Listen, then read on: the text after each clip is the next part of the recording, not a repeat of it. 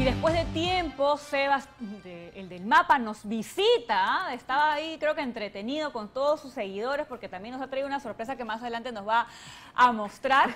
Pero nos va a hablar acerca de algunos datos, 5 en particular, de la historia del Perú que no conocemos, o por ahí nos lo hemos olvidado. ¿Qué tal, Sebas? Gracias por estar ¿Qué tal, Pame? ¿Qué tal, Eli? Días. Encantado estar de aquí nuevamente. Y sí, como bien dices, el día de hoy les traigo un tema acerca de nuestro país, porque no me parece justo que en tantas ediciones estemos hablando de temas internacionales y no le demos enfoque a nuestro hermoso país. Y justamente les he traído 5 datos históricos que les apuesto que más de uno de ustedes no ha visto en el colegio. De repente los va a hacer alucinar un poco, porque son datos que realmente no nos esperamos. Así que pasamos a la siguiente diapositiva para ir con el primer dato. Ajá. Y justo ahora en la coyuntura en la que estamos, ¿no? Por ahí suenan, por ahí algunos deseos independentistas en Puno, en el sur del Perú, pues resulta que esto no sería nuevo en su historia, porque el departamento de Loreto, entre 1899 y 1900, se llegó a proclamar como un estado independiente, que se llamó la Nación Selvática. Y esto ocurrió en medio de una insurrección dentro de esta región, ¿no? Ocupó toda esta parte, como pueden ver en el mapa, y bueno, lo curioso es que siempre hay intereses económicos en por medio, ¿no? Resulta que en esta época era justo cuando estaba surgiendo el boom del caucho, que es un recurso bastante abundante por allá por la selva amazónica. Entonces, el entonces prefecto del departamento de Loreto, que era un coronel del ejército, Emilio Vizcarra, declara la independencia de Loreto como un país, y de hecho estableció su capital en Moyobamba. Ahí podemos ver que incluso tuvo su propia bandera. Hay una foto de esta insurrección que ocurrió a fines del siglo XIX. Y con límites más allá de lo que conocemos ahora como sí, lo que pasa país, es que ¿no? para ese entonces todavía no se habían terminado de zanjar los límites territoriales con el Ecuador, y el Perú reclamaba toda esta parte de la selva amazónica, ¿no? Entonces es bastante Era un interesante territorio bastante cómo grande, nuestro mapa sí, ha ido modificándose cambiando. a través del tiempo. Pero bueno, este estado solamente dura un año porque el entonces gobierno peruano envía tropas y esa insurrección es sofocada, ¿no? Y lógicamente el coronel se queda sin su propio país.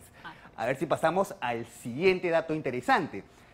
A ver, si ustedes, bueno, todos hemos escuchado acerca del muy conocido Túpac Amaru II, pero entonces, si hubo un segundo, ¿quién fue el primer Túpac Amaru? Y es justamente algo relacionado al tema del imperio incaico, que todos, bueno, al menos nosotros, la mayoría escuchamos que acaba con Atahualpa, pero exactamente no acaba con la captura y ejecución de Atahualpa, sino que después existió una resistencia que se denominó como el Estado Neo-Incaico. Como pueden ver ahí, ocupó todo ese territorio, partes de Cusco y Ayacucho, y resulta que Túpac Amaru I fue el último de estos 4 incas, que se les denominó como los incas de Vilcabamba.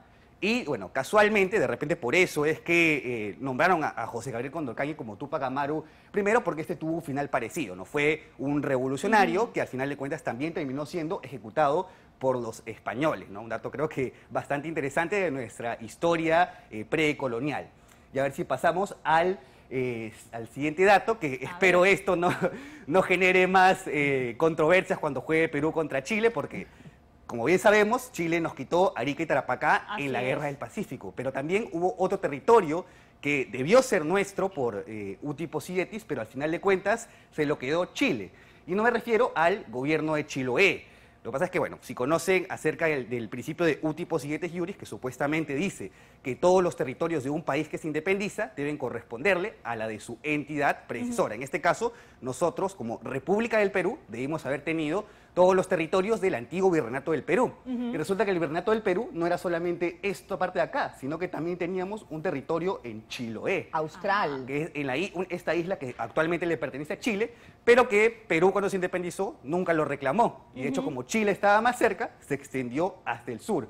Y un dato interesante es que, claro, los españoles solamente controlaban la isla que está acá, pero ellos, dentro de su jurisdicción, decían que todo este territorio era de el gobierno de Chiloé, por lo que todo el sur de Chile nos pudo haber pertenecido si nos hubiésemos puesto las pilas en ese momento. Pero la verdad estábamos ocupados peleándonos entre nosotros mismos para estar reclamando quedaba otros un poquito territorios. lejos también. Sí, también. Pero bueno, a ver si pasamos a la siguiente diapositiva. Acá les cuento uno de los episodios más oscuros de la historia del Perú, así como a veces algunos por ahí dicen que sí, vinieron los españoles, colonizaron, conquistaron. Bueno, Perú también tuvo su lado conquistador y colonizador, que resulta que una expedición en el año de 1873 se fue a la isla de Rapa Nui, a la isla de Pascua, que actualmente le pertenece a Chile, y llegó, saqueó, colonizó y esclavizó a 1.500 nativos de la isla de Rapa Nui y se los llevó para trabajar como esclavos. En ese entonces estábamos en el boom del guano y el salitre, para trabajar forzosamente en estas islas, ¿no? Sebas, pero la distancia es bastante extensa, sí. Porque en avión son 5 horas desde Chile a Rapa Nui. ¿Cuánto será desde Perú? Imagínate. No, y encima, bueno, En con esa los, época, con ¿no? los buques de la época, barcos. un viaje no creo que te haya bajado de un mes. Pero en esa época ya se conocían bastante bien las rutas por el Océano Pacífico.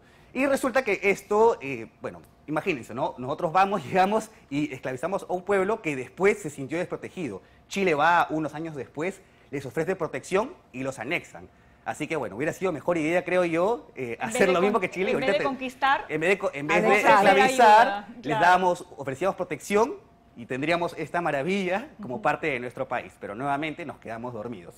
Y a ver, el último y quinto dato interesante de nuestra historia, que Perú en un momento venció a la potencia número 1 de y ese no en un entonces. partido de fútbol. Y no en un partido de fútbol, sino bueno, en un combate, o no una guerra exactamente, que es el combate de Pacocha, ocurrió en 1877. En ese entonces el Reino Unido era, como decir, el Estados Unidos actualmente, era la primera potencia, y resulta que el monitor Huáscar, que de hecho fue el buque que usó Miguel Grau más adelante para luchar en la Guerra del Pacífico, se había sublevado en favor de Nicolás de Piérola. En ese entonces, para variar, teníamos una disputa política entre el presidente Prado y el presidente Piérola, y este buque se pone a hacer operaciones en contra de los buques mercantes que estaban en el área. Uno de ellos era un buque británico, por lo que el Reino Unido envía 2 buques a luchar contra el Huáscar, y el Huáscar sale airioso, ¿no? Llega a escaparse exitosamente y nunca dejó de enarbolar la bandera peruana, por lo cual, al menos dentro de la Marina de Guerra del Perú, en la cual yo estuve, lo consideramos como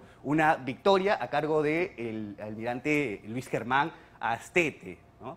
Y bueno, estos son los 5 datos. De repente me comentan ahí muy cuál les parece el más interesantes. interesante, si es que ya había escuchado alguno de estos 5 datos. El de Rapa Nui me sorprendió. Fíjate, llegar tan lejos y traer personas para trabajar aquí con lo del guano, la verdad, bien curioso. Sí, imagínense, ¿no? Ahora podríamos ser un país bicontinental, porque tendríamos un territorio en Oceanía.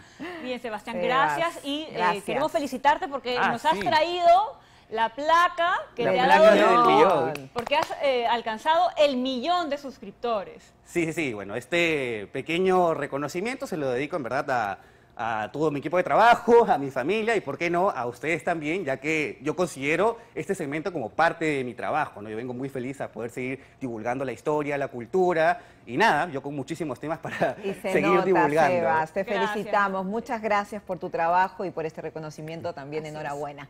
Gracias. Vamos Gracias. a hacer una pequeña pausa. Sí, y regresamos con esto que les habíamos contado.